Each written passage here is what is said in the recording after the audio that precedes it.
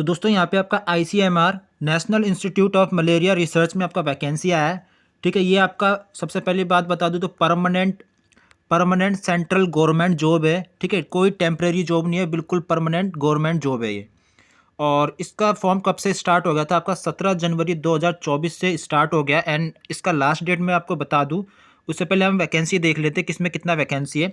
तो यहाँ पे कौन कौन से पोस्ट पे वैकेंसी आउट हुआ है। तो पर्सनल असिस्टेंट पे आपका टोटल 1 पोस्ट है। एंड आपका पे लेवल आपका 6 का रहने वाला है यहाँ पे। एंड नेक्स्ट है आपका स्टेनोग्राफर। स्टेनोग्राफर में टोटल पोस्ट आपका 2 है, जिसपे से जनरल एंड OBC वालों के लिए यहाँ पे एक एक पोस्ट है। एंड पे लेवल आपका 4 रहने वाला है इसमें। और नेक्स्ट है आपका अपर डिवीज़न क्लर्क यानी कि UDC, जिस पे आपका टोटल वैकेंसी 2 है। एंड आपका पे लेवल इसमें 4 रहने वाला है। और lower division clerk next vacancy है, जिस पे कि 3 पोस्ट हैं, जिस पे 2 आपके जनरल के लिए हो गया। एंड इस पे लेवल आपका होने वाला है लेवल 2 का। तो फॉर्म का स्टार्टिंग डेट आपका 17 जनवरी 2024 से स्टार्ट था। एंड आपका लास्ट डेट जो रहने वाला है यहाँ पे देखो, लास्ट डेट आपका 4 मार्च 2024। ठीक है, 5:30 PM तक आपका लास्ट डेट होएगा फॉर्म फिलअप करने का। एंड ये आपका ऑनलाइन मोड के थ्रू आपका फॉर्म फिलअप होएगा। एंड पेमेंट भी आपको ऑनलाइन ही करना पड़ेगा। तो नेक्स्ट देखते हैं यहाँ पे। नेक्स्ट देखो यहाँ पे आपका सबसे पहला आपका पोस्ट कोड ये दिया हुआ PA मतलब कि पर्सनल असिस्टेंट, जिस पे आपका टोटल पोस्ट 1 है। और क्वालिफिकेशन क्या मांगा गया है पर्सनल असिस्टेंट के लिए? तो यहाँ पे बैचलर डिग्री मांगा गया है, सिंपल सा बस बैचलर डिग्री ही मांगा गया है। और आपका स्टेनो में और आपका शॉर्ट हैंड में यानी कि 120 वर्ड पर मिनट का स्पीड होना चाहिए। 120 वर्ड पर minute speed in short hand in English और हिंदी। ठीक है, इंग्लिश हो या हिंदी में आपका 120 वर्ड पर मिनट का स्पीड होना चाहिए शॉर्ट हैंड में। और कंप्यूटर का आपको नॉलेज होना चाहिए, खास करके MS ऑफिस पावर पॉइंट का।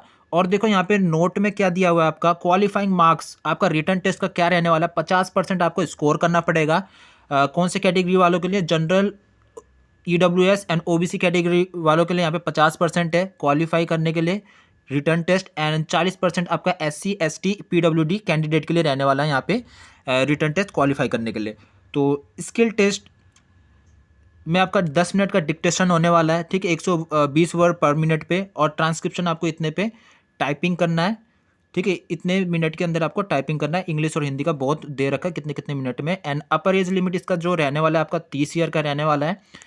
नेक्स्ट पोस्ट आपका देखो स्टेनोग्राफर का। स्टेनोग्राफर में आपका टोटल वैकेंसी आपका 2 है। ठीक है, जनरल और OBC वालों के लिए। एंड इसमें सिंपल सा ट्वेल्थ पास मांगा गया है। और आपको कंप्यूटर नॉलेज भी होना चाहिए। ठीक है इसमें। और नेक्स्ट देखो यहाँ पे 80 वर्ड पर मिनट का यहाँ पे स्पीड मांगा गया है इन इंग्लिश और हिंदी। और क्वालिफाइंग मार्क्स आपका रिटर्न टेस्ट में कितना होना पड़ेगा? 50% यहाँ पे स्कोर करना पड़ेगा आपको general, EWS and OBC category वालों के लिए। एंड 40% जो रहने वाला है आपका SC ST PWD कैंडिडेट वालों के लिए इतने % रहने वाला है। और 10 मिनट का यहाँ पे डिक्टेशन होएगा आपका शॉर्ट हैंड में 80 वर्ड पर मिनट पे। और आपको टाइपिंग इतने मिनट के अंदर करना है। हिंदी और इंग्लिश वालों के लिए बहुत के लिए यहाँ पे दे रखा है। एंड अपर एज लिमिट इसमें रहने वाला है 27 ईयर्स। एंड नेक्स्ट देखो आपका पोस्ट है UDC यानी कि अपर डिवीज़न क्लर्क। तो इस पर आपका टोटल वैकेंसी ये दे रखा है। एंड इसमें सिंपल सा बैचलर डिग्री मांगा गया, कोई सा भी डिग्री हो तो आप इस फॉर्म को फिलअप कर सकते हो। जिस पे आपका टाइपिंग स्पीड इंग्लिश में 35 वर्ड पर मिनट का मांगा गया है। और 30 वर्ड पर मिनट आपका मांगा गया है हिंदी में कंप्यूटर में। ठीक है, टाइपिंग टेस्ट। तो ये हो गया क्वालिफाइंग मार्क्स आपका रिटर्न टेस्ट में क्या रहने वाला है। तो 50% आपको स्कोर करना पड़ेगा जनरल, EWS एंड OBC वालों के लिए। और 40% स्कोर करना पड़ेगा रिटर्न टेस्ट में SC ST and PWD candidate को क्वालिफाई करने के लिए रिटर्न टेस्ट। और ये अपर एज लिमिट इसमें 27 ईयर्स का है। तो नेक्स्ट वैकेंसी देखते हैं। देखो आपका नेक्स्ट है आपका लोअर डिवीजन क्लर्क का, जिसपे से आपका 3 वैकेंसी है। 2 आपका जनरल के लिए हो गया एंड EWS वालों के लिए यहाँ पे 1 वैकेंसी हो गया। इसमें क्वालिफिकेशन आपका क्या मांगा गया? क्वालिफिकेशन देखो सिंपल सा आपका 12th पास मांगा गया इसमें। तो 12th पास वाले इस फॉर्म को भर सकते हैं। एंड आपका टाइपिंग स्पीड जो इसमें रहने वाला है 35 वर्ड पर मिनट आपका इंग्लिश में मांगा गया है। और हिंदी में आपका 30 वर्ड पर मिनट टाइपिंग स्पीड मांगा गया है। एंड आपका क्वालिफाइंग मार्क्स आपका रिटर्न टेस्ट में क्या रहने वाला है? तो 50% आपको रिटर्न टेस्ट में स्कोर करना पड़ेगा। कौन से कैटेगरी वालों को? जनरल, EWS एंड OBC वालों को। ठीक है, रिटर्न टेस्ट में क्वालिफाई होने के लिए। And SC ST and PWD candidate के लिए यहाँ पे 40% स्कोर करना पड़ेगा रिटर्न टेस्ट में क्वालिफाई होने के लिए। तो अपर एज लिमिट इसमें रहने वाला 27 ईयर्स का। और इस पे देखो आपका नेक्स्ट देखते हैं, यहाँ पे देखो हाउ टू अप्लाई, तो आपको ये लिंक दिया हुआ है, तो इस पे जाके आपको अप्लाई करना है। एंड आपका फ़ीस क्या रहने वाला है, फ़ीस आपका देखो नॉन रिफंडेबल फ़ी रहने वाला है 300 रुपीज़, ठीक है। ऑनलाइन मोड के थ्रू आपको पेमेंट करना पड़ेगा। एंड देखो SC ST PWD and all female candidate and ex serviceman वालों को यहाँ पे कोई भी फ़ी के लिए फ़ी नहीं मांगा गया है, ठीक है। तो इनको कोई भी फ़ी पेमेंट करने की ज़रूरत नहीं है, तो बिल्कुल फ्री रहेगा इनके लिए।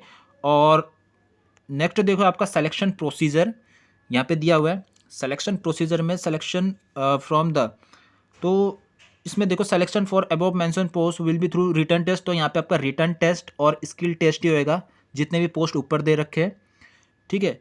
और यहाँ पे देखो, तो रिटर्न टेस्ट का तो मैंने क्राइटेरिया बता दिया था कि कितना परसेंट स्कोर करना है, ठीक है, कौन सी कैटेगरी को कितना कितना। तो ये 50% स्कोर करना पड़ेगा रिटर्न टेस्ट में क्वालिफाई करने के लिए, ये कैटेगरी वालों को, जनरल EWS एंड OBC वालों को। और 40% करना पड़ेगा मार्क्स रिटर्न टेस्ट में स्कोर आपका ये वाले कैटेगरी को, SC ST and PWD candidate को। तो ये हो गया आपका। और इस पे से आपका जो भी रिटर्न टेस्ट में स्कोर करोगे, तो उस पे से आपका ओनली टॉप 20, तो टॉप 20 कैंडिडेट को स्किल टेस्ट के लिए बुलाया जाएगा, ठीक है। अगर उस पे से उनका सिलेक्शन नहीं होता है, फिर नेक्स्ट 20 कैंडिडेट को बुलाया जाएगा। तो इस तरीके से आपका रहने वाला है, ठीक है। और स्किल टेस्ट आपका खाली क्वालिफाइंग नेचर है, मतलब कि रिटर्न टेस्ट के ही आपके नंबर मिलेंगे, स्किल टेस्ट का बस क्वालिफाइंग नेचर है। तो आपको देखो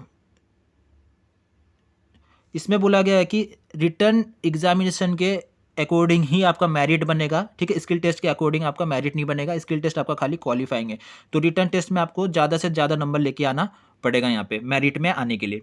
नेक्स्ट देखो यहाँ पे एज लिमिट के बारे में दिया गया है, तो आपका एज इस डेट को काउंट होएगा, तो ये देख लेना किसके लिए रिलैक्सेशन है किसके लिए नहीं है, ठीक है। ये एज लिमिट हो गया आपका। नेक्स्ट देखते हैं यहाँ पे,